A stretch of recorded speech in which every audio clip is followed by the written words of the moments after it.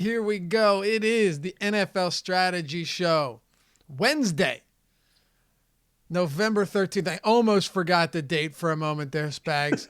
I'm Dave Locker, with me, Chris Spags, talking ownership. First look here for this Week 11 slate. And I'll tell you right now, just from the jump, there are some spots that really stand out to me. I already just took a quick, I perused through our YouTube chat, guys that were sitting here waiting. Welcome to everyone. Glad to have you. And already some differing opinions on Brian Hill and a few other guys. I think we'll have some good discussions today on some polarizing spots, to say the least. Yeah, I mean, I'm curious to see how it shakes out. I see the chat already, as you mentioned, down on Brian Hill. I think there are some spots this week where I'm going to be going the other way. Brian Hill, last week we talked about Ronald Jones maybe not being the Jalen Samuels of the week. I think this week, Brian Hill might be the new Jalen Samuel, the new Ronald Jones, but I guess the chat will disagree and we can win them over, right, Lofty? Team Brian Hill, ride or die. That's right. And we will get, of course, beyond the numbers. We'll go beyond the numbers. A little teaser here. We actually have something on Brian Hill, so we're going to break that down completely. And the weekly, every Wednesday disclaimer, subject to change. Ownership projections are subject to change. They will change throughout the week. With injuries, with news, there's so much that can influence how this shakes out. But it gives us a good idea early on of what we're working with. So we're going to go ahead and jump into all of that. But first, Spags, did you know Yahoo Daily Fantasy Sports is the sponsor of the Deeper Dive or of the Strategy Show? And I actually did know that because after all of our talk about it last week, I finally stocked up all the YSRPs. I now have a small military on my private island built entirely off of YSRPs. So we're working out day by day. It was a lot of spear training at first. We're waiting to get the guns over from Iran, because they're not fully up to speed yet on YSRPs. But yeah, Lofty, tell me more about it though, because I need to learn more for this little dictatorship I'm building. Yes, right. I heard you you dug out a beautiful moat paid entirely in YSRPs. YSRPs, Yahoo Sports Rewards points, as good as cash, used to play and win money on the site or build a small army. You can get them by signing up with us at awesemo.com. Simply go to awesemo.com, click on the NFL link, and in the articles, the free articles, the showdown articles, you'll see right there the link to the Yahoo Sports Rewards points to YSRPs to sign up there. As a matter of fact, if you look in the YouTube chat right now, get your YSRPs from the Awesemo account, click that, and you'll see the Yahoo link right there. So go ahead, get in on that, and head over, check out the $200,000 NFL baller, the $30K NBA baller, $5K to first tonight. There's a whole lot to love over there at Yahoo Daily Fantasy Sports. And now you have CSV uploads and edits if you wanted to max enter some of these contests. YSRPs, get them up to $30 upon depositing. Sponsor of the Strategy Show. All right, man, let's go a little position by position here. Ownership projections for the quarterback position generally doesn't mean a whole lot, but and I say that because they're not usually, no one really gets a ton of ownership unless, of course, they're priced really low. But right now you've got a few interesting spots, to say the least, one of them being Kyle Allen. We've got him projected for the most ownership on this slate at 10%. Only quarterback in the double digits right now. I don't think that's a big surprise at that price tag. I mentioned to Sal Vetri on yesterday's strategy show that it definitely felt like a mispricing given how much more expensive some other pretty bad quarterbacks are on this slate. I mean, Kyle Allen is a guy who I know Alex has liked quite a bit. Liked him a lot last week. Was one of his favorite plays on the contrary. So I mean, the projection does back it out with Allen as terms of a value. He's over 3x value point with a salary on DraftKings. So I get it. I mean, you have McCaffrey as well, who's kind of one of the easy stack targets. Moore is another one. Curtis Samuel still heavily involved too, getting just under 8 targets a game. So I do get it. I do question Kyle Allen having the full upside, given how much rushing equity McCaffrey takes off the table with his TDs. But still, I don't mind the price point going against Atlanta. It did kind of seem like a 1 week thing where I don't know they could sustain that again, what they did to New Orleans, but a little bit of risk there. I think given that Atlanta team looked like completely different on both sides of the ball. The offensive line was mashing. The defensive side was running much better. But Kyle Allen being the chalky B of the week, kind of strange, even though it's really not, as you mentioned, not a lot of ownership. Yeah, there's not. I'm usually not too worried when it comes to quarterback. I don't know about you, Spags. I really don't worry much about ownership. And, if it's a guy that I don't think is a great play, I'm not going to play him. But, if Mahomes is coming in at like 13%, that's in a good spot. I'm going to have 30%, and I usually don't mix up my quarterback ownership a ton. I try to have a group of like, maybe 4 or 5 quarterbacks that make up probably 90% of my exposure at the position each week. And I think while he's going to be popular, there is definitely merit to going with Kyle Allen here. Now, with Christian McCaffrey, you could see this be a game where McCaffrey just does all the dirty work. I could also see DJ Moore being a guy that I've won off in a ton of lineups without Kyle Allen. But it's an offense that rightfully so will be targeted this week. An implied total of 27.5, which is one of the highest on the slate, behind the Oakland Raiders, San Francisco 49ers, and the New Orleans Saints are tied with them at 27.5. Talking about the same game, though, and I will jump around a little. When it comes to guys like McCaffrey and DJ Moore, you've got Christian McCaffrey coming in with quite a bit right now of ownership, highest overall on the slate. What is he at? I thought he was at like 30-some%. Let me just make sure. He's at 30 flat on DK. 30%. And then DJ Moore, you've got coming in at 19%. Curtis Samuel at 18.6. So right now, Kyle Allen, highest projected ownership at his position. McCaffrey, highest at his position and on the slate. And then DJ Moore and Samuel are 2 and 3 respectively at their position. So is there merit to saying, you know what, this Carolina team is so chalky that I might look to go elsewhere because of that reason alone? Yeah, I mean, I would think so. And then also, again, that we saw last week, New Orleans coming in with the 32 implied total, one of the highest ones we've had all year. Yeah. And Michael Thomas got there. Alvin Kamara certainly did. And we talked about some of the risk with that. Atlanta's run defense actually has them pretty good on the year, done a good job of pressing them. And Kamara still had most of the workload, didn't give up a lot to Latavius Murray, but just really didn't get the work, even though he had, I think, 10 targets in the pass game. So, I think there is some risk here and certainly some reasons to go elsewhere, just given that chalky ownership. It's a very easy stack to get to. DJ Moore has been underpriced for a few weeks. He's come up a little bit, but he's still a bit underpriced, still projects as one of the better values at wide receiver.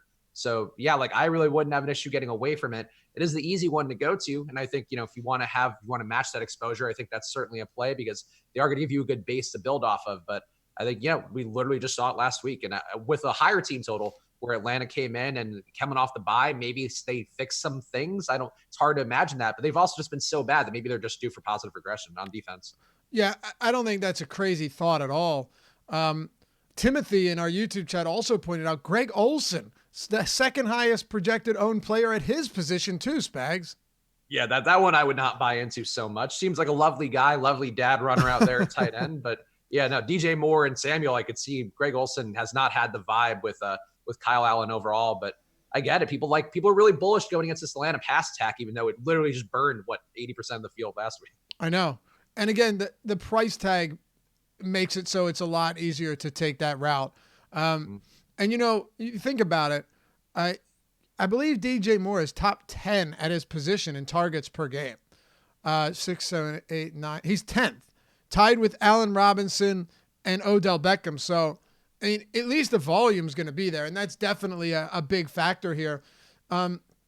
If you're running it back, I'm going to save. You know what? Screw it. We'll get to Brian Hill early on, and then we'll break it down a little bit more where you got some good numbers on him towards the end of the show. But right now we've got Brian Hill ownership.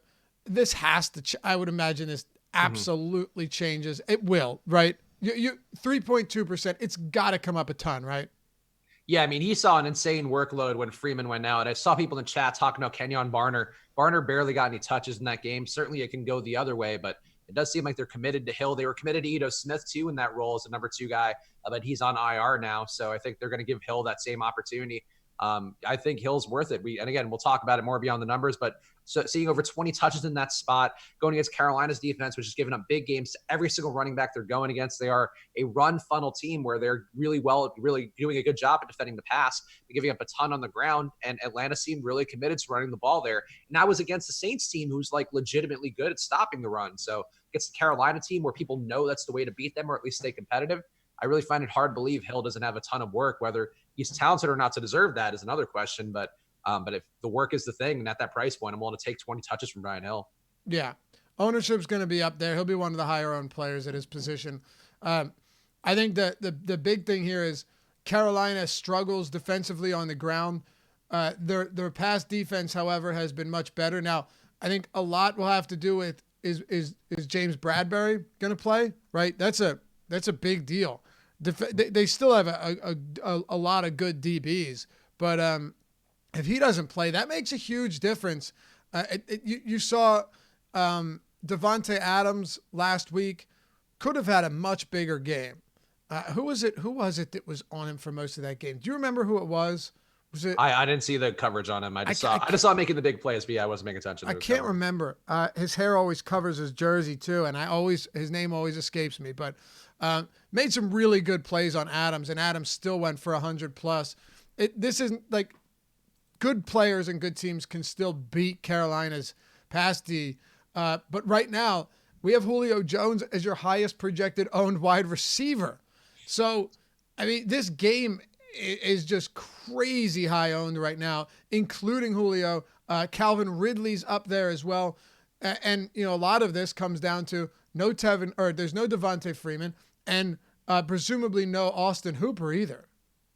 Yeah, I guess that would be the reasons why, and you would assume you'd see more workload for Julio, but I don't know. We just haven't really been seeing those massive Julio games so far this year. I mean, he hasn't cracked 30. Yes, he cracked 30 fantasy points in week 2. Besides that, I just don't know that he's getting there as often as a guy like Michael Thomas is. Even Devontae Adams that we talked about last week, getting there in a tough spot.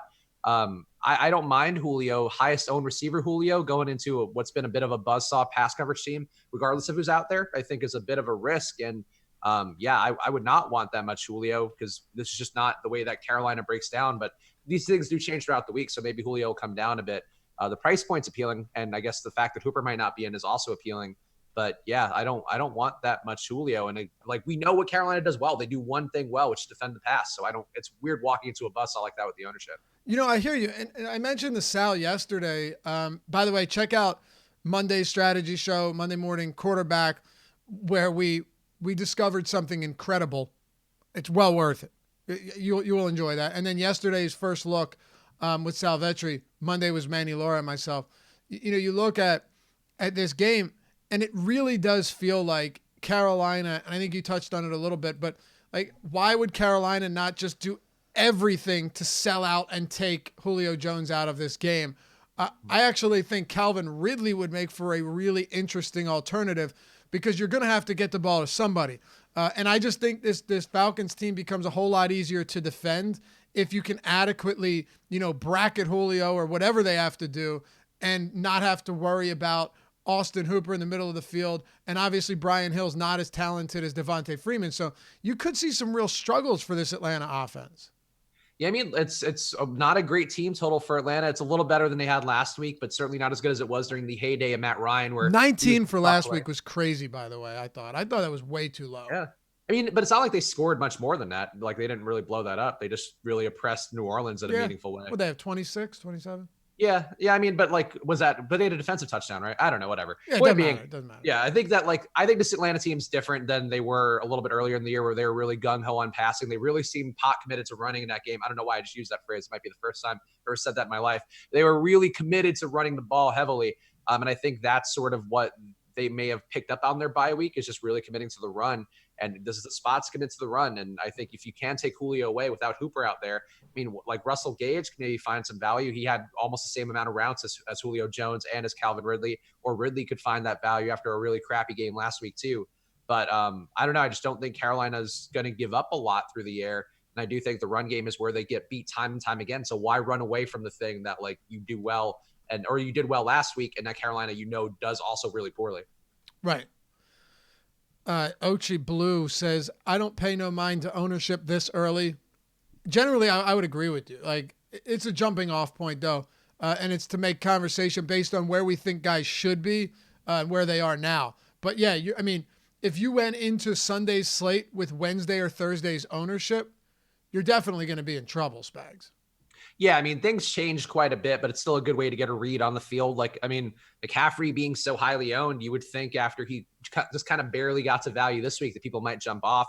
but it seems like that's not the case. And if Atlanta's run defense is as decent as advertised, which is that they've oppressed guys for the most part in terms of big production, then maybe that's a spot to go to get away from McCaffrey. I don't know that people will change that much on McCaffrey's opinion throughout the week, but some of these other guys like Brian Hill, we mentioned, will come up quite a bit. If anything, McCaffrey might get higher owned throughout the week because of Hill's ownership, or Hill's salary rather, opening up that ownership. Yeah, it's a good point. No question. Man, I got a guy downstairs putting floors in, and it's unbelievably loud. But I guess you're gonna be walking fancy soon. That's right, guy. So a couple of other spots here. We can use the quarterback position as a jumping off point, and then kind of spread that out throughout the rest of the team or the game. A very interesting one, Derek Carr. Right now got him at third highest projected ownership. And this does make sense because the Oakland Raiders have the highest implied total on the slate. It's actually a point and a quarter higher than the next closest team. Now, I see this game a little bit differently. I think Derek Carr is fine, but and of course the Bengals are just garbage on all fronts. They are worse than the Miami Dolphins. Like at this point, I don't have any doubts. But to me, I really, really don't care about Josh Jacobs' ownership. It just feels like a spot where if I get burned because Josh Jacobs gets hurt or has 20 carries for 60 yards and no touchdowns, I'm willing to eat that because this is also a massive upside spot for him. He's almost certainly, unless somehow we see like the Atlanta-New Orleans game go completely off script, I don't see how he doesn't get 20 plus touches. Sub 7K for him is crazy when you consider Ezekiel Elliott has been marginally better than him this year, and he's $2,100 more on DraftKings. Your thoughts? Yeah, I mean, those two are two of my favorite running backs of the week, Jacobs and Elliott. And I think Jacobs, I agree. Like Jacobs is going to be about as close to a lock play for me as a guy who is going to be priced fairly well. I mean, fairly correctly rather. Like as you mentioned, under 7K, still not the highest price for him, but it's high enough where he's not the discount guy. He's not Ronald Jones. He's not Jalen Samuels. He's not that cheap chalk play of the week. But he gets 20 touches a game, and going against Cincinnati, he gives up 170 rushing yards a game. And the thing too is like, there's nobody else who runs the ball for Oakland. Like Jalen Richard's not getting enough touches. Derek Carr is not going to go Lamar Jackson and take all the touches away and run for 150 yards. So it's going to be Josh Jacobs who gets the run. They're committed to the run. They run it over and over again. Even if he doesn't get a touchdown, I feel like he's going to have 100 plus yards in this game. So I'm willing to take, I'm with you. I think I'm willing to go down with the Josh Jacobs ship because this looks like the smash spot of all smash spots for a team who's committed at home, should have the lead too, should be able to need to salt the game away with Jacobs. Unless he gets hurt or something, I really don't see how he fails. For sure. I think you might actually agree with Timothy Kahaney. Apologize if I pronounced that wrong. You can phonetically tell me how it works. But I think you guys agree that you think his price is inflated. I don't really, and obviously I think both of you also like him anyway, but the way I see it is when I'm looking to see if a guy's overpriced, I like to compare it to the rest of the players at his position. And, we've been paying this same price or more for Le'Veon Bell. He's $300 more than him this week, and people will still play Bell against Washington despite his very low ceiling this season. Again, like Ezekiel Elliott, obviously still one of the best players at his position in the league, but he's consistently been around like 18 to 23 fantasy points. He's got 6 games of 9 this season so 66% of his games have been under 20 fantasy points. It feels like when Mark Ingram is $6,600 and this guy is ceiling his 15 carries. I don't know. To me, it feels like when I compare him to other players at his position, he's actually pretty reasonably priced given what I'm projecting as a workload. Yeah, I think that's actually a fair point too. I mean, like I would say Jacobs, based on what his salary should be based on touches, like you would assume he's a 7,500. He's at least in that like Leonard Fournette kind of price tier. So I think that's a fair look at it. He also gets all the goal line work. He gets more goal line work than Fournette does. So I think that's all positive stuff for him too. I think it's just more like the rookie thing where it's like, oh, he's been priced 5K to 6K every week. Now he's almost 7. that is a bit of a sticker shock for him relative to what he's been. But I would agree that that might just be a bias thing and just being like, oh, he's a rookie, he's going to hit the rookie wall, where I don't know there's any reason to believe that, given how much that Raiders offensive line is mashed against bad teams, and Jacobs has looked really good and spry and been involved. I mean, not terribly involved in the pass game, but getting a ton of workload through, at least on the ground, with some pass game work. So yeah, like I think you're right that it probably is a bit of a thing where it feels like a jump in his price, but if anything, it's really well deserved because he's as up there as anybody else at running back. Right. And if Jacobs was like 5,900 or 6K, I'd probably have like 90+% of him this week. That to me would be super cheap. But look, we know, we can agree that this is a dog shit Cincinnati run defense. Just awful. That's a professional opinion. That's so we should just rate teams like that. Dog shit, like just go up the ranks. Cat shit, elephant shit would maybe be worse. Yeah, exactly. Right. So the bigger the shit, the worse they are. Yeah. Yeah. The horse tier is going to be a tough one. That's. But yeah, the Bengals also, a bottom 5 team in pass coverage too. Right. I'd call cow shit pass defense. They're bad everywhere. So I get why Derek Carr is expensive. Somebody definitely said, like, I don't think you can play Carr in Jacobs lineups in chat. Look, I'm with you. I don't really, unless you just think it's going to be a full out Oakland onslaught, which with a near 30-point implied total, I get it. And I know he had 5 targets last game, but I just don't see any way that if you're playing Jacobs, you're going to have Carr in those lineups. And Waller's coming in at high ownership too. Like, tell me how you're looking at this. Would you play Jacobs and Waller, but not Carr? Would you play all of them? Would you play, how are you viewing this early on? I wouldn't love playing Carr. I wouldn't love playing Carr in general. I just don't think he has much of a ceiling. And let me just double check this, but I'm pretty sure when I'd done him for a showdown slate or talked about him in a showdown slate.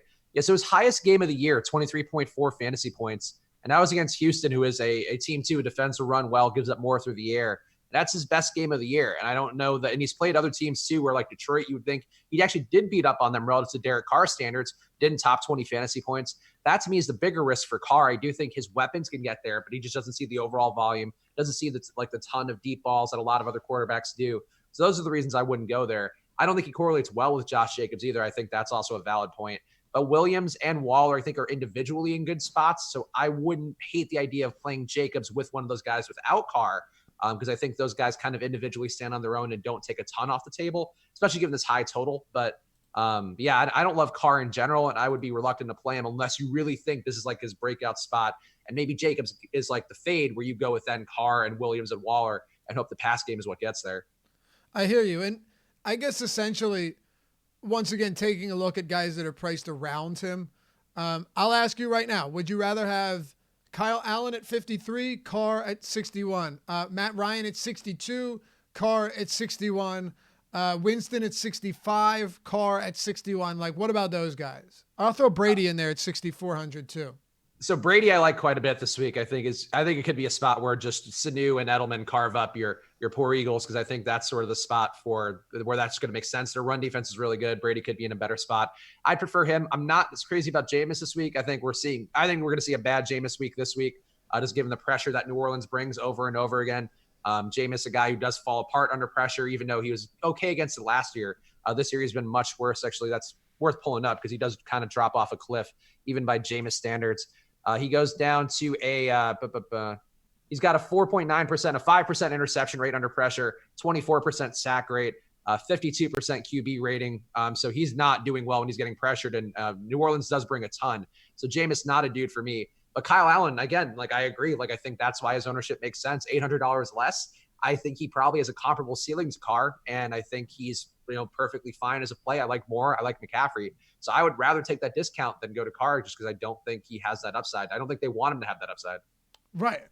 Now, I think it's a valid point. The question for me is, am I going to have some Jacobs and Waller lineups? And, when it comes to my groups and limits set on Cruncher, am I going to open something up where it doesn't have to be paired with a quarterback?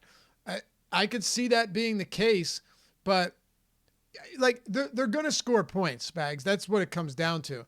And Waller doesn't need a huge game from Carr in order to put up numbers, but Carr is going to need a big game from all of his pass catchers, or not all of them, but more than just Waller to get you where you need to go. So final thoughts. You mentioned it, but if the slate started today, would you have some Jacobs and Waller lineups without Carr? Yeah, I wouldn't have an issue with that. I mean, Waller has burned me so much. I missed out on that one monster game of his where I was like under the field on him enough where it hurt me. And I keep going back to him because the targets are still there, at least mostly there. The routes run are still there. He's just not as involved the last few weeks. I mean, he's had 3 down games in a row. I think his targets have also fallen off a bit where he's not seeing the upwards of 10 targets. I guess he only saw that once this year, but he's had 5 last week or last time out, 2 the game before that, 8 the game before that. And that was, again, that Houston game where Carr threw a lot more. So I don't know what the deal is with him. The routes are still there for the most part, but he's just not getting targeted as much per route. Kind of spooks me a bit, especially with him being chalky. But again, in the spot against Cincinnati, I get it. Might be more inclined to take Terrell Williams and hope that he does his usual 150-yard touchdown and 2 other catches, and that's enough. Because I think that's what Oakland seems like they're veering towards. But yeah, I think overall, conceptually, I don't mind just playing Jacobs with Williams or Waller and just going like whatever, because there's really not a connection between Jacobs and Carr for the most part, other than Carr maybe getting yardage, move the ball downfield for Jacobs. Right. And that's the thing.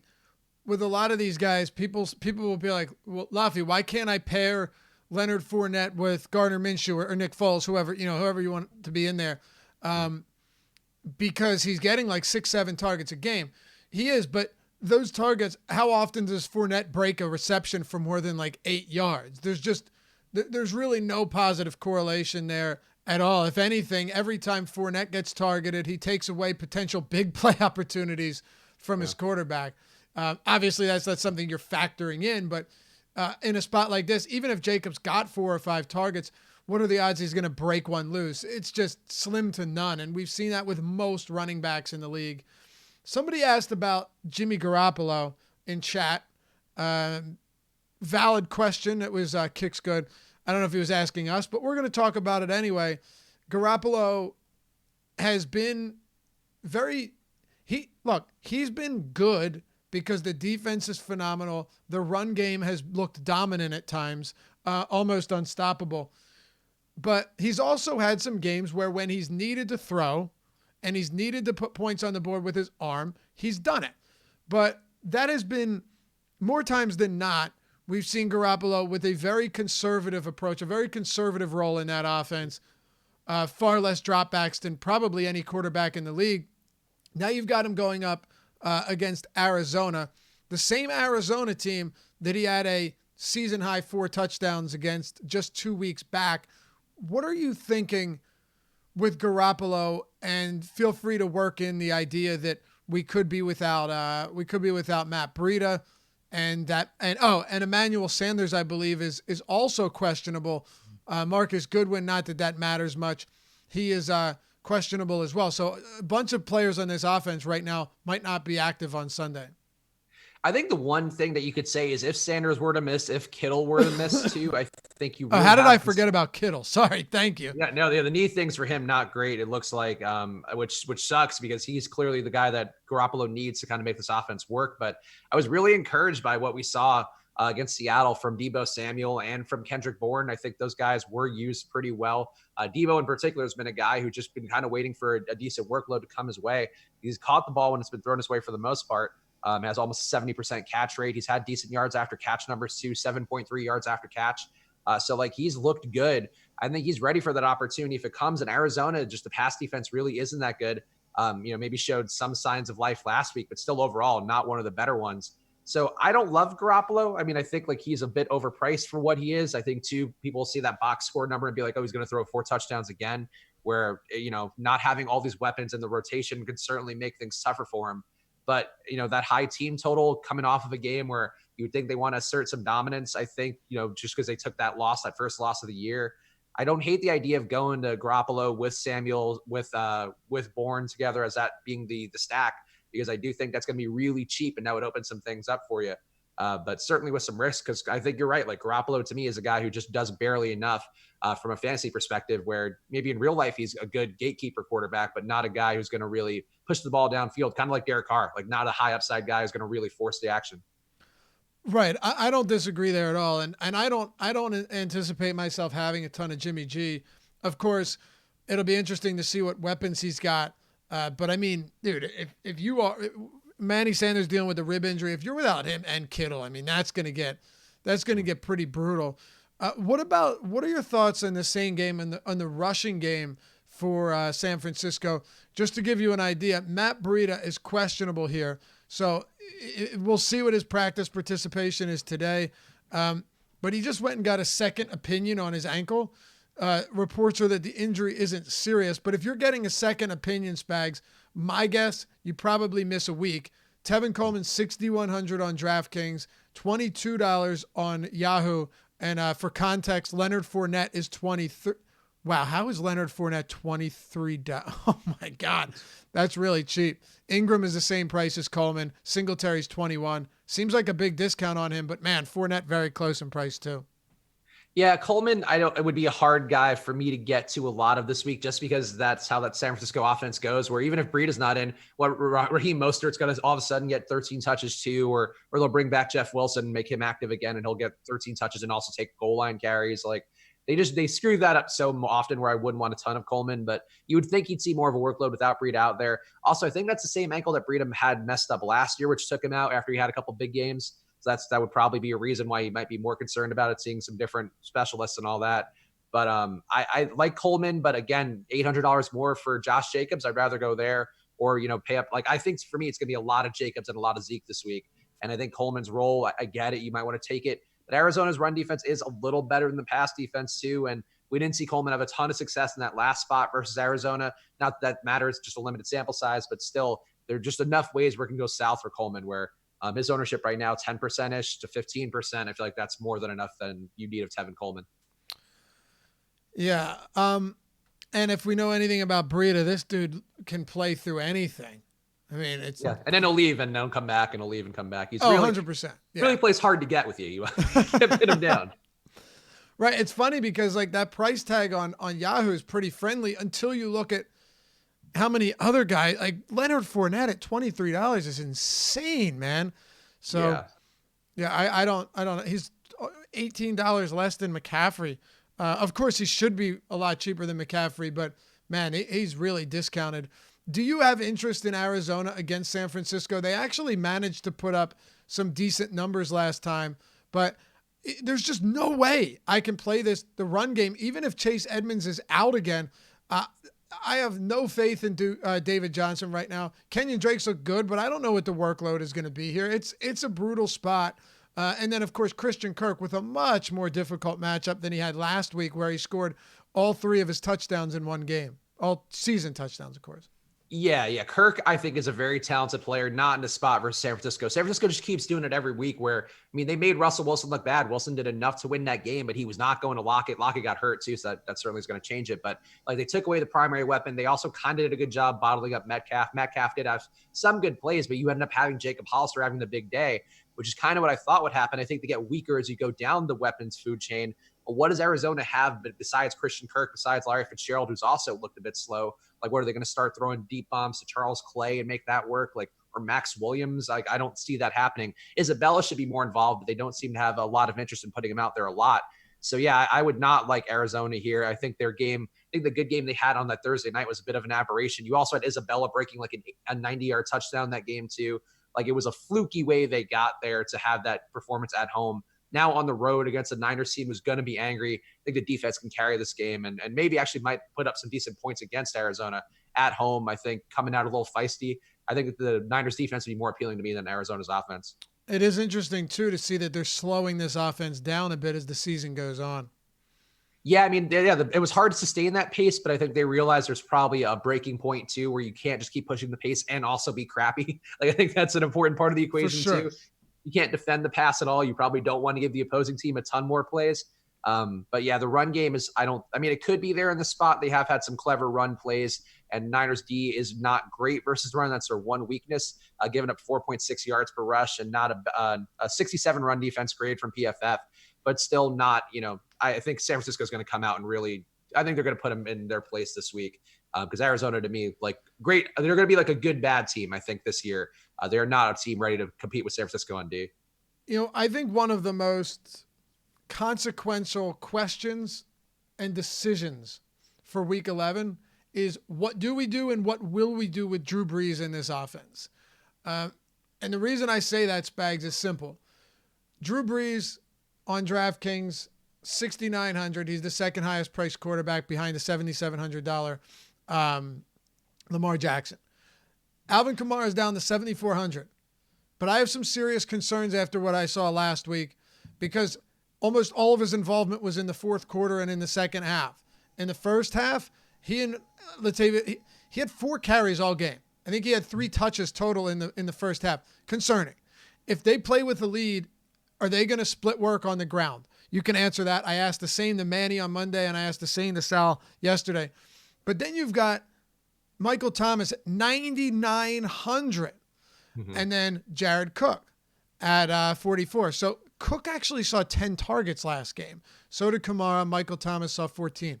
But we know this is a very heavily concentrated offense between a few players.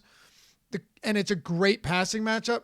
The question is, like, how are you going to approach a $7,400 Kamara in a terrible run game matchup and a good passing matchup?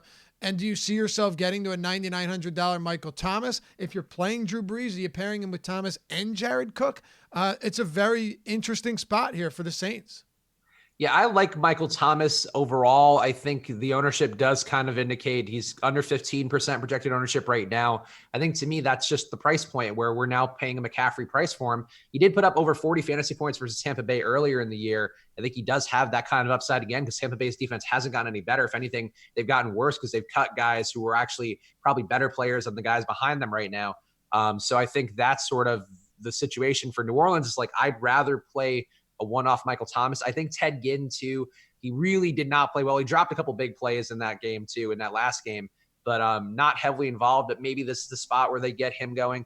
But the run game for me with Kamara, I wanted to fade him last week. I talked about it on this show and all the other shows I did. Just didn't like that spot, didn't like the risk of Murray, didn't like him being chalk coming off the injury. Going against Tampa Bay, who blitzes almost 50% of the time, they're just going to clog up all the lanes for Kamara. They also defend pass-catching running backs really well. According to DVOA, a 48% decrease in production of pass-catching running backs. So they're not only stopping the run, they're stopping the guys from getting the ball in the flat really well because they're setting blitzers every time. So basically, it's all going to be congested for the run game.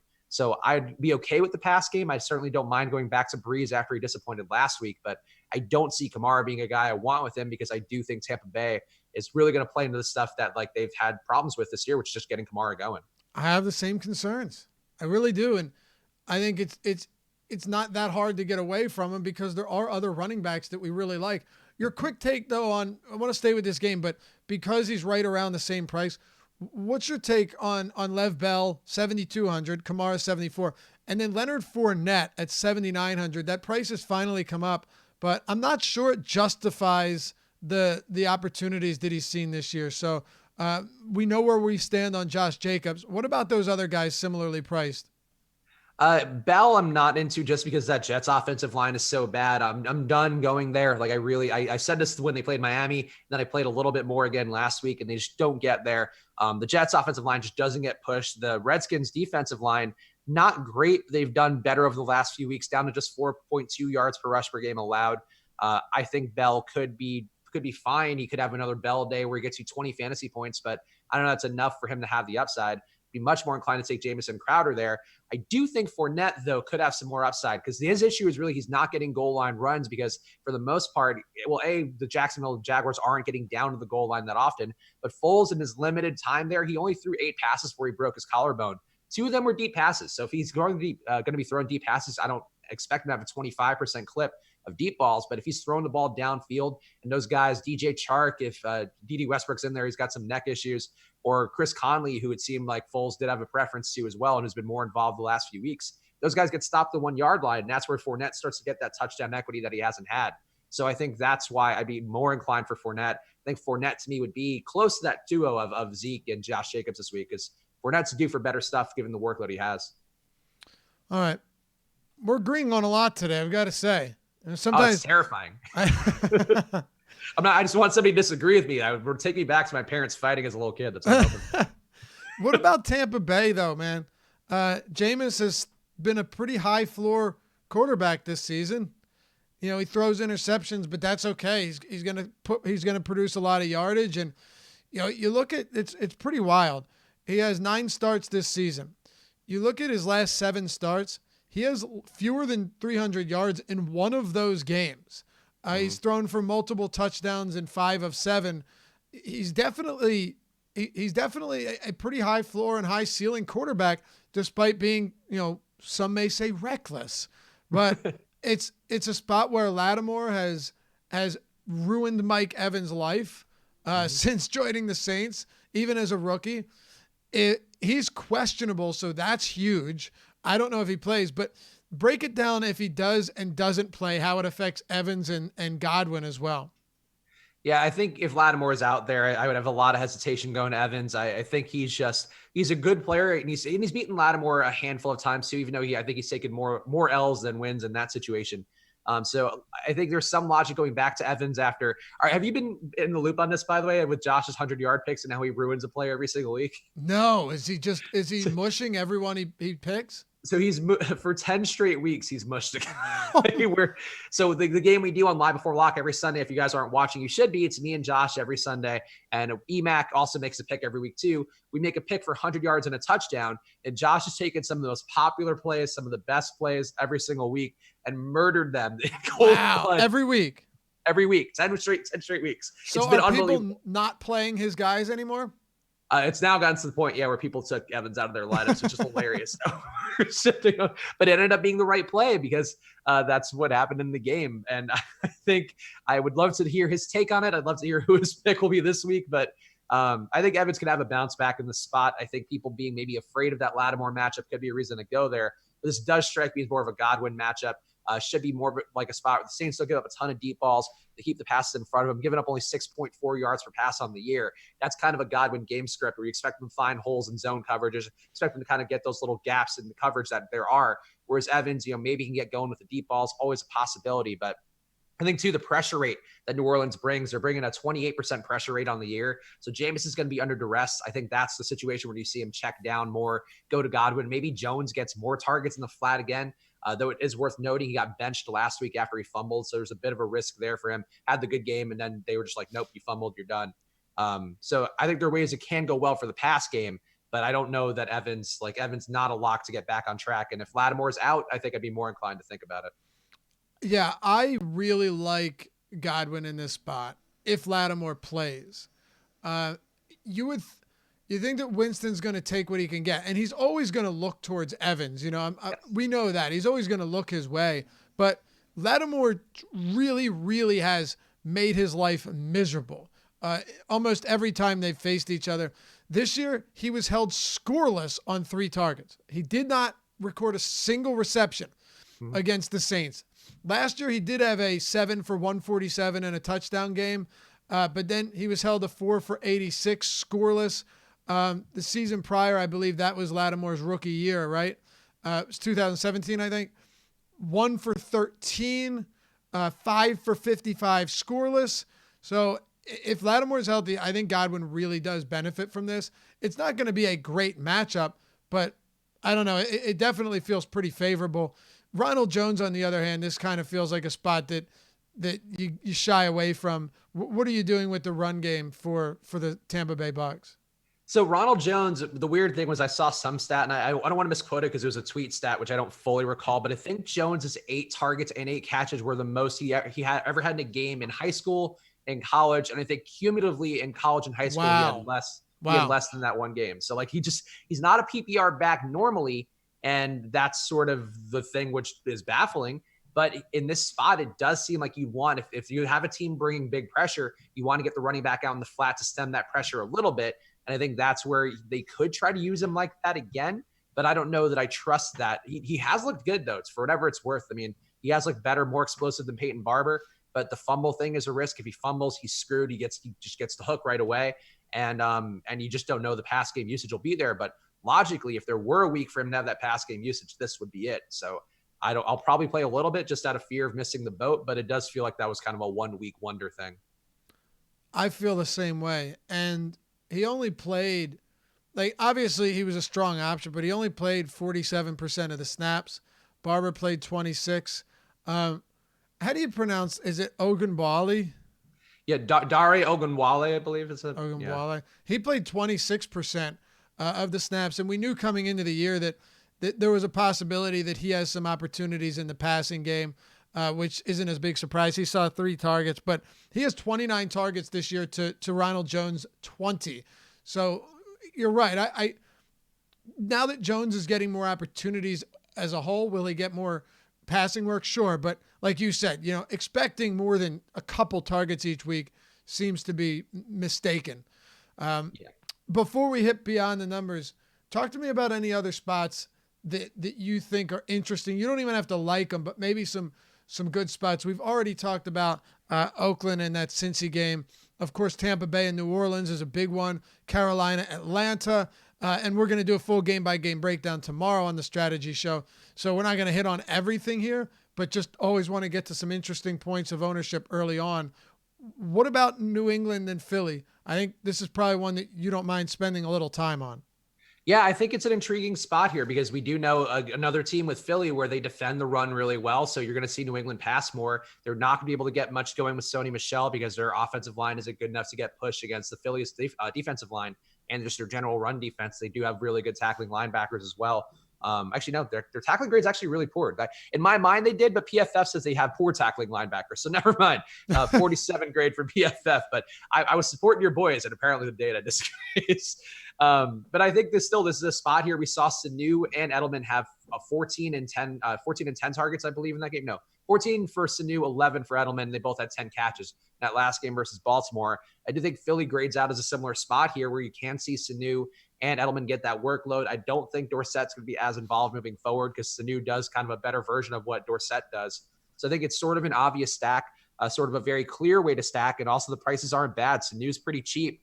And Brady, I think it certainly going to remember what you guys did to them in the Super Bowl. I think is certainly a possibility. So, Brady is under the radar, spiteful dude. So it wouldn't shock me if you see the pass game really excel here. It also wouldn't shock me if Philly's defense just really comes up and comes after that New England offensive line. But I still think that, Baltimore is a good defense too. And they got carved up by Tom Brady and Sanu and Edelman, didn't get the win.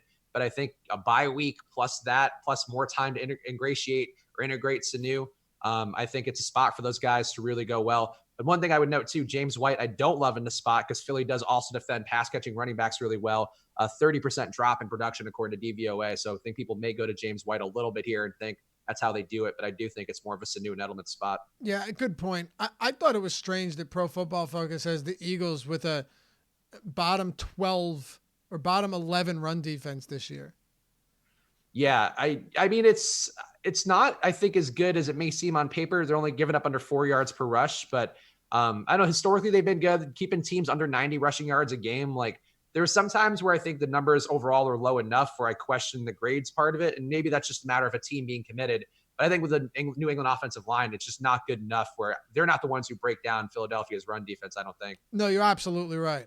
I mean, Sony Michel, dude, it's been brutal watching him this game. Really, really tough this season. He's averaging 3.3 yards per attempt. He only had 4 carries against Baltimore. Of course, they were playing from behind, but man, no one can get phased out of a game quicker than Sony Michel. You just normally don't have to worry about that. Favorite players from the Patriots? You pretty much already said it, but who are your favorite options? And if you want to include Brady, that's fine.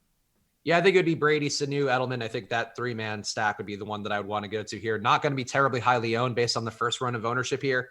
But I think Sanu in particular is too cheap. If he's going to be a 14-target guy, and he has shown an ability to handle a lot of targets in Atlanta, I think they have 2 really similar weapons in Edelman and Sanu who can find gaps in coverage, can beat zone, can beat man. I like these guys a lot as a duo. I think we're going to see a very annoying playoff run from New England where these guys have 10 targets, 10 catches a game. Because these guys are really good and precise route runners who can really carve up a defense. And the Eagles have kind of bounced back since they had their controversies as they cut Orlando Scandrick. But I think they're still beatable by a team who really runs good routes and will get them uncomfortable. I think it gets like a sloppy Josh Allen type team. They're going to be able to take advantage of that. I think that this was a point of contention the other day on yesterday's show that I said, if this game stays competitive, Jordan Howard could actually be a very solid value back. Right now, we've got his ownership projected at, let me see, I think it was like 2%. We got him projected at 6.9% at 4,700 on DraftKings. The case to be made for him is the Patriots' run defense was undoubtedly exposed in a couple spots this year. They're just usually playing so far ahead that teams abandon the run entirely. And I know that Lamar Jackson, with him in that offense, it's totally different, containing the run. I get all of that. But I also think if there's ever a spot to really game plan to pick on and exploit, it's not against Stephon Gilmore, who's likely going to be shadowing Alshon Jeffrey. Probably not Zach Ertz, because teams have done a very good job of taking Ertz out of the game when you don't have Deshaun Jackson, and Mac Hollins and Nelson Aguilar are your other guys. Like, it should be easy to really limit this passing game. I think they try and get very creative with their running backs in this game. I do. I'd be very surprised if they don't. The only concern is, the moment they start playing from behind, Jordan Howard has gotten some work on passing downs, but it's gone mostly to Miles Sanders. So essentially, if you're playing Tom Brady, Edelman, and Sanu, and you're running it back with Jordan Howard, you're, of course, relying on this game to be close. And the Patriots are 3.5-point favorites. Nothing crazy. It is in Philly. But I could see this going really well, and Jordan Howard is the focal point offensively, or they play from behind early. They get behind early in this game, and he's phased out almost entirely. Yeah, I would agree. I mean, look, he's had 25 touches one week, 20 touches the last week against Chicago. So they've been committed to Jordan Howard and getting him the ball. And Miles Sanders, too, is a sneaky weapon who I feel like they deploy against tough defenses more, where they'll get him out running slot routes, running seam routes. I think that's sort of the ways that could break, where I agree. Like, I think if the game's close, you'll see a lot of Howard involvement early. You'll see them really try to push the run, because it is a spot for New England. They're much weaker in run defense. And Philadelphia's been committed to the run, I think, to open things up and also just kind of take some pressure off of Wentz a bit. And I think if they're behind, I think that Miles Sanders becomes a bit more appealing, because he's a good pass-catching back who can get downfield and have those random big plays. So I agree. I think the run game for Philly is actually a pretty interesting spot to go to. Howard's just too cheap. It's really a lack of respect for Howard that a guy could have 25 touches and 20 touches in the last 2 weeks, and he's under 5K. Like, not a great spot versus New England at all. But if Philadelphia's defense keeps the pressure on, they build a lead there. Howard gets maybe in the end zone once or twice to start, and then we're going from behind with New England with Sanu and Edelman. That's a very logical stack to go to, and a game stack to have in the week. Yeah, that's how I see it. And the Patriots this season, Pro Football Focus has their run defense 24th. Football Outsiders has it 14th. I mean, yeah, they've looked pretty middle of the road, and that's definitely their biggest point of weakness. Do you have any thoughts on Miles Sanders? Because yesterday there were a lot of people, I'd rather go to Miles Sanders. I'd personally rather go to Howard here, but it also depends on how you see this game playing out. If you think they get Sanders more involved as a pass catcher, which is doable for sure. What are your thoughts here? I would favor Howard just because I think that's been the approach they want to get to most. I think if you're favoring New England picking up that early lead, then yeah, Sanders becomes more appealing. But I think it's two very clear game scripts, where if it's a competitive game with Philly hanging in there and putting some pressure on in the beginning parts, then New England has to pass from behind. It's a Howard game. If it's one where you expect New England to blow up on the other side, it's more of a Sanders game. But I think that still doesn't make me want more of one than the other. I think I would want more Howard. Yeah, I'd probably want more Howard overall. But Sanders, I think, still has some use. And just ownership-wise, I'd rather have Howard than Sanders, because Howard, we know they want to give him the role. They want to give him those looks. Whereas Sanders, I think if it breaks a bad way, then Sanders will get more involved. Who do you think ranks dead last, in yards per contact after attempt for all running backs with at least 30 carries? It's got to be somebody related to this, right? No, I'm sorry. It's not. I was just looking for something related to this and came across this wildness. Is it Kalen Balazs? Amazingly, it's not. Okay. The answer, you want me to tell you? One more guess. Okay. It's got to be someone crappy, right? Somebody gets a lot of work. No, it's not somebody crappy. Damn. Is it Zeke? It's Saquon Barkley. Wow. Oh man, that's surprising. His season is so weird. Like I was listening to Christopher Harris's podcast, and I enjoy his game breakdowns when he watches all the film and talks about the stuff he sees. He's like, there's really nothing wrong with Barkley for the eye test, and the Jets defense is good, but like 13 yards or whatever he had, like it's just insane that he's gone to this and he's banged up and whatever. But he's bad luck, or is he just like not as good as we thought? I really don't know the answer. I don't know. I'm not ready to say like that he's not as good as we thought, right? I'm not ready to say that yet because I don't think either of us know. But I mean, it really is crazy to see how incapable he's been able to break anything off. It feels like the few big plays we've seen from him have come and on the pass or in the passing game and not. Oh, you know what? By the way, I'm sorry. There's a page 2 here. So he's not dead last. Okay. But he's still bottom 10 out of 60, right? Yeah. Kalen Balazs is dead last. Okay, there we go. You're right. You're right. I was going to say that doesn't I was searching Balazs and I couldn't find him anywhere. I'm like, this is not right. When in doubt, it's Kalen Balazs for any worse. Exactly. Dude, check this out. John Hilliman and James White are second to last and third to last. David Johnson is fourth worst. Johnson 1.99 yards after contact per attempt, 1.94 for White, 1.93 for Hilliman, who is exactly 30 carries, 1.45 for Kalen Balazs. So he's miles behind even almost the worst players. He's getting 25 touches a week. Great, dude. That was mind-numbing, and it worked. Yeah, it did. It worked. It's unreal. It's funny to see somebody so obviously bad, and like in all the people, the running backs don't matter. People I always enjoy that, and then ignore when it's like, oh, this maybe they do matter a little bit, because you can't put Kalen Balazs out there for 25 touches and expect anything to happen. Right. And it's amusing how this goes sometimes. But so if you use 30 carries or more, it's Tony Pollard who leads the league in yards per contact after attempt. If you do 50, right? So take guys that are at least getting some work per week. Who do you think's number one? Dalvin Cook. Dalvin Cook is 11th. It starts with a D though. Devin Singletary. Derrick Henry. Oh, okay. That man can rumble. Yeah. He loves rumbling. I love this guy. And they give him the workload. I mean, he's a guy like, I wish he were a better pass catching back because I would want to play him every week. For sure. He's just such a big boy. He's like, he's such a throwback too. Like runs upright.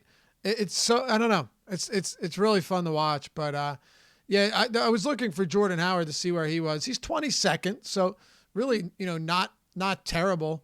The guy always falls forwards. So I get it. Let's go beyond the numbers. What do you say we close it out? Yeah, it's always a great move. All right. So Brian Hill saw 20 rushes and 2 targets with Devonta Freeman knocked out with an injury in Week 10. Carolina allows 5.2 yards per attempt on the ground with a 7.1% rushing touchdown rate. Is Hill the Jalen Samuels or Ronald Jones of Week 11? Spags, the floor is yours. So I think he is. Damn it. This is one of those, I did the thing I always do where I led the question. I had no idea. I think the next one though is not going to go that way, but I do think, yeah, with Brian Hill, I believe in the spot. I believe in the workload they gave him. He saw over 20 touches. I think that's to me the thing. 20 rushes on the ground for a guy coming in after an injury is so much. And I did think that coming out of the bye, that's a real commitment to it. And Carolina, we talked about it up top. Carolina just really does funnel towards the run. They are not a good run defense team, giving up a lot of production. Aaron Jones had 3 touchdowns last week, almost had his first 100-yard day if they gave him just a little bit more work of the year on the ground. So I really don't mind Brian Hill. He's just a guy. He's just a dude. Probably better than Kalen Balazs, but still a guy who's really just mediocre. But if Atlanta's going to run like they did run last week, if that line is going to get the push they got versus New Orleans, who to me is just a much better team against the run, I'm comfortable going to him. And if it burns me, then I'll be bummed because I missed out on Ronald Jones week, and then I'll be heavily on Brian Hill week. I mean, he did see 20 carries, right? Like, yeah. It's a bad red zone defense for Carolina too. That's the other part of it. Like they give up points pretty much every time a team comes into the red zone. So if they're going to Brian Hill there, he's going to score. Yeah, their run D is really not good at all. You talked about the 5.2 yards per attempt. It's rough on all fronts, man. 163 rushing yards allowed to Aaron Jones and company last week. Aaron Jones, I think, had all 3 of those touchdowns were on the ground, right? Mm-hmm. Tennessee, 121 yards. They did a good job early on, but still, $121, 232 to Tevin Coleman and company. They absolutely obliterated them. Of course, Tampa only had 42, but that's because they're Tampa. 149 to Jacksonville, 136 to Houston. This run defense has clearly been their key point of weakness. And we talk about it all the time. In the same way Tampa Bay is a huge pass funnel defense, the Carolina Panthers are a run funnel defense. Yeah, and I mean, Brian Hill gets goal line work too, or he did at least has over the course of the year. And I think too, he's not getting targeted a ton on routes, but he's getting targeted enough when running routes where I think he can have some pass game work too, depending on how that breaks. So there's just a million ways that Brian Hill can get some production in this game, or even if he just falls into the end zone as a price point a couple times, like that's sort of enough for him too. So I'm okay with Brian Hill. I get people not wanting to buy into the talent, but he's the guy who I think the workload's going to be there for him. If we know anybody's getting 15 plus touches against this Carolina defense, they were very much in play for me. Before we revisit Kalen Balazs, I thought everyone should know that the promo code NFL strategy, all one word, will get you 50% off, half off your first month of Awesemo Plus subscription simply by going to awesemo.com/join and clicking begin membership. You can check out all of our plans catered to your style of play, whether you're a serious, professional, novice player, a hobbyist.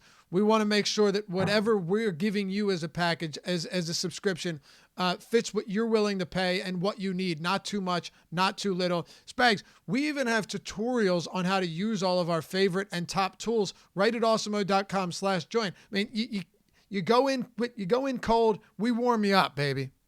Yeah, that's why we call Awesemo.com the microwave, because it just comes in, come in freezing with your TV dinner, and when you leave with a warm belly full of food. But no, honestly, we tried to make it as simple as possible now. Maybe too simple based on what you did yesterday on the dude. We're giving away a free year annual membership to anybody after the show that can get into awesemo.com and use the promo. I'm joking.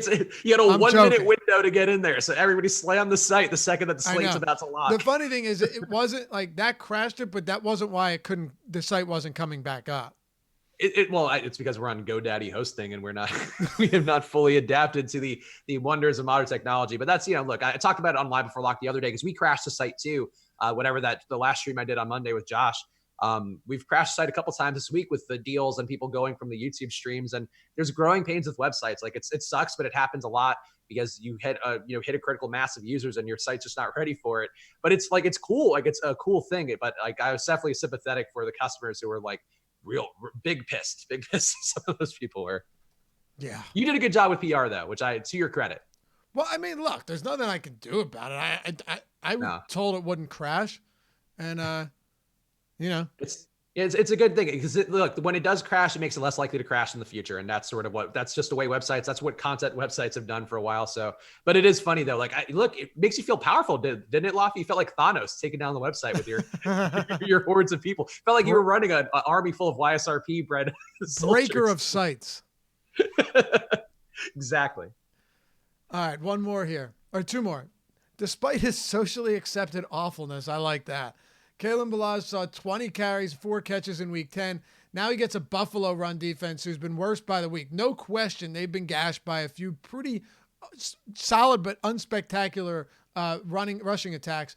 Now the 6th worst, according to Run Defense DVOA, is the Buffalo Bills. That's surprising. Would you go back to Kalen Balazs given his massive workload against the Buffalo D that's allowing 116 rushing yards per game? Full disclosure, I don't know your answer to this, and usually I know when you're going to say yes and no. I actually don't know where you stand here. So look, the volume is a lot, which I think is something. I had very little Balazs last week, which kind of gave me some pause because Alex seemed like he appreciated him as a value. I just don't believe in the talent too much, and I don't believe in Miami's resurgence really, even though they've been doing it mostly with defense, not with offense, and taking advantage of also crappy quarterbacks doing crappy quarterback things. I think he's worth the ownership we have on him right now. 8%, like that to me feels right, just in case we have the weird, like what's going to happen is Kalen Balazs is going to have a 200-yard game in like week 16 that's going to ruin fantasy playoffs and ruin the DFS week. Yep. I feel we're not there yet, but we're getting close to it. But this week, I wouldn't hate a little bit of him, but he's just not a dude I would buy. I would have 5 times the field of Brian Hill relative to like having 5 times the field of Kalen Balazs. Well, when you look at that price point, you've got Brian Hill, 4,800. J.D. McKissick, of course, with Ty Johnson, questionable, but I think he's already. Is he out? No, he was ruled out of. He's in the concussion protocol, but he's probably going to be out, I think, is the way it's trending. Right. He had 5 attempts against Chicago before leaving that game, being ruled out. He's probably out. So you have McKissick there. And then you've got McKissick at, what did I say he was, 4,600. Jordan Howard at 4,700. That's the thing. I'll still go Howard over most of these guys in that price range. And then you've got Kalen Balazs at 4,300. How would you rank them right now? Brian Hill, Jordan Howard, J.D. McKissick, assuming Ty Johnson's out, and Kalen Balazs, all within $500 of each other. I would probably go Hill first, Howard second, McKissick third, and Balazs fourth, just because I don't believe in the talent there. But, workloads are workloads. So if he has a big day, fuck me in the face. But I'll pass, but I'm sure someone's willing. Hey, it's a great face. If 1,500 likes, you can fuck me in the face. Yeah, I don't know. I think McKissick is really talented, to be clear. I just don't know that he's going to get enough of a workload. They did seem like they wanted to split it with Paul Perkins in that game when Ty Johnson went out. McKissick has been really explosive on the year. He's been a good game film guy too.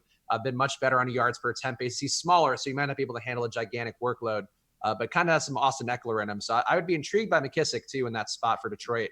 But yeah, to me, it's Hill far and away. And Howard, we talked about, Howard is kind of sneaky. I'd rather go to those guys. And Balazs, 5 to 10% of Balazs if you land there. Why not? Why not? It's that time of year. I would definitely. I would still take McKissick over Balazs, no question. He had 7 targets and played 70% of the snaps last week. That's with Johnson playing 14%. It certainly feels like, with all of these guys going down, first Curry and Johnson, right? Then Carson. It feels like McKissick could get another 75% of snaps, and that's appealing.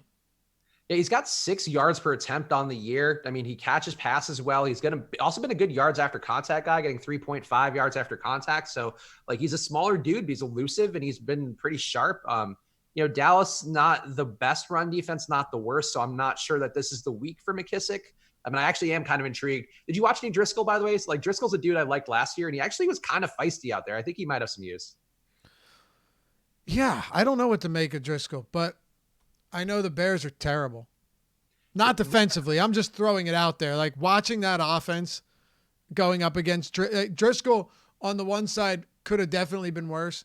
Trubisky, I know he had a few touchdown passes, but man, having to watch that Chicago offense is really torturous.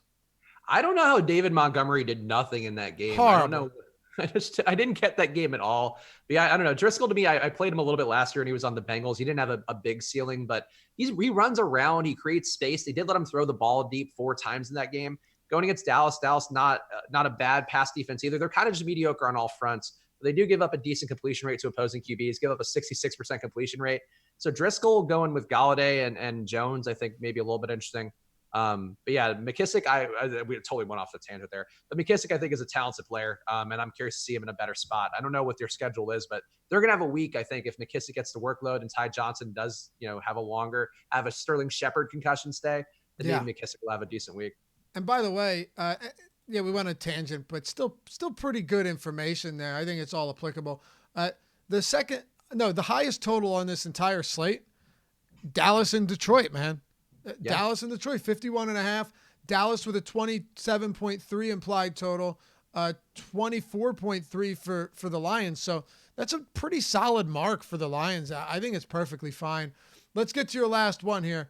The Jets allowed rookie Daniel Jones to complete 65% of his passes for 308 yards and 4 touchdowns, a pair to Golden Tate and a pair to Darius Slayton. Fellow rookie Dwayne Haskins has no touchdowns on the year, with a 3 times worse than league average 9% interception rate, trying to keep Dwayne Haskins stats are the best. It's crazy, bro.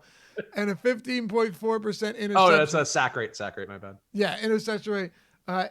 Is there any hope at all the Jets give up a serviceable gain to Haskins, or at the very least, Terry McLaurin? So I think Haskins is really the worst quarterback who's been in the league in a little bit here, at least as a rookie coming in as a first-round pick. Whether it's the team's fault or his, I'm more inclined to think it's the team's fault. It's brutal. It's brutal. Yeah, it's not good. I think the issue is that Daniel Jones is a guy who can take advantage of matchups that are bad. I think that's a skill that a quarterback can have. I think he's not ready yet for matchups that are that are good, or rather against good defensive teams, like teams that bring pressure to him. He has no pocket feel right now. He hasn't figured out when to run yet. He just loses the ball a lot. He fumbles a lot as a QB. So he's not a great player, but he at least has the ability to beat bad defenses. I don't know that Dwayne Haskins has that ability yet, but I do know he looks for Terry McLaurin a lot. He's been targeting McLaurin as much as any receiver out there. And McLaurin has a lot of talent. His price is down. So I don't hate the idea of McLaurin. And honestly, I might throw one or two Haskins lineups out there just to see what happens. Just be able to keep tabs on how he does throughout the course of the day, because this Jets pass defense is really not good. If he is going to have a decent day, a little bit of extra time off for him might help to, acclimate himself to the offense, knowing that he is going to be the starter the rest of the year, doesn't have that quick hook on him. Maybe that gives him some comfort. So yeah, I mean, I'll play a little bit of Haskins and run it back with Jamison Crowder in a revenge spot against the Washington defense, who gives up a lot of short passes. All right, man. You heard it here first. Spags loading up on Dwayne Haskins and Terry McLaurin. My Dwayne Haskins, Kalen Balazs, Brian Hill lines are going to be killing it. Watch them soaring by you and all the turn. Oh, it's going to smash. All right, man. That'll do it for us. What do we have coming up throughout the day that we should be tuned into, Spags? If you're playing NBA, check out the Four Corners coming out in a little bit. Also, my column, The Switch and Hedge. And, of course, Strategy Show every morning with you, and then the rotating cast here doing a great job. And tomorrow I'll have a showdown breakdown video for whatever game. I don't even know what game tomorrow. What do you know what game tomorrow is? No, zero idea.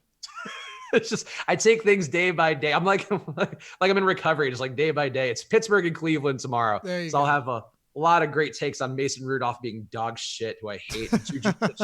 Juju's killing two of my season. Like, I have drafted him in both my season-long leagues, destroying them. I was such a wasted pick, and I hate him so much. Big time. I'm with you on that. I have a decent amount, and it's just burnt the hell out of me. And before you guys head out, always appreciate it. You hit that thumbs up button. Help us support the site so we can keep putting out this free content every day. Thanks as always for tuning in. We'll catch you back here tomorrow on the NFL Strategy Show presented by Yahoo Daily Fantasy Sports.